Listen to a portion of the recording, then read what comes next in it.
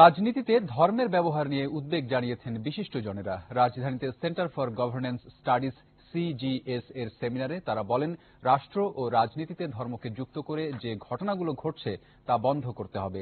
এই সংকটে উদার বাঙালি সংস্কৃতি পথ দেখাবে বলে মন্তব্য করেন তারা। স্মৃতি মণ্ডলের রিপোর্ট। রাজধানীর ইস্কাটনে BIISS মিলনায়তনে CGS এর এই সেমিনারে অংশ নেন বিশিষ্টজনেরা। বাংলাদেশের নতুন মধ্যবিত্ত, গণতন্ত্র ও ধর্মের প্রশ্ন শীর্ষক সেমিনারে মূল প্রবন্ধ পাঠ করেন অধ্যাপক ডক্টর আলী রিয়াজ। প্রবন্ধে উঠে আসে বাংলাদেশে গণতান্ত্রিক ব্যবস্থার সংকট, রাজনীতি ও সমাজে ধর্মের প্রভাব।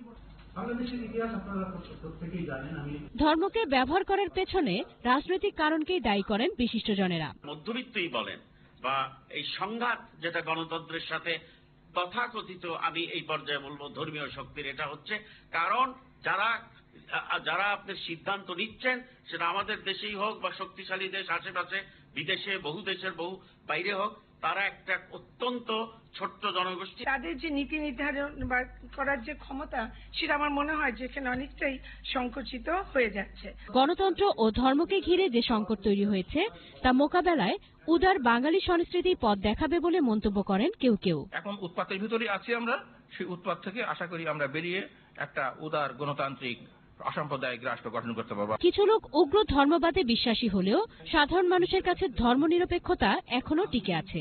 তাই উদ্বেগেরও কিছু দেখছেন না বিশিষ্টজনেরা। সংঘর্ষ করে কোনো ফল হয় না, এটা সমাধান করা সম্ভব না। তো এই পর্যায়ে যখন আমরা বুঝতে পারবো, তখন সম্ভবত এই সমস্যা অনেকটা কমে আসবে। প্রবৃদ্ধির অগ্রযাত্রার সাথে মানদণ্ড যাচাই, কর্মসংস্থান, মানসম্মত শিক্ষা এবং রাজনীতির বাইরেও যে বেসামরিক কর্তৃত্ববাদ তৈরি হয়েছে তা প্রতিরোধ করার পরামর্শ দেন বক্তারা। এই ধরনের যে যুক্তি। স্মৃতি মণ্ডল, 21 টেলিভিশন, ঢাকা। ফেসবুকে স্ট্যাটাস দেওয়ার অভিযোগে আটক রংপুরের টিটু রায়কে আবারও 4 দিনের রিমান্ডে দিয়েছে আদালত। এদিকে এ ঘটনায় আরও একজনকে গ্রেফতার করেছে পুলিশ। অন্যদিকে দুপুরে এলাকা পরিদর্শন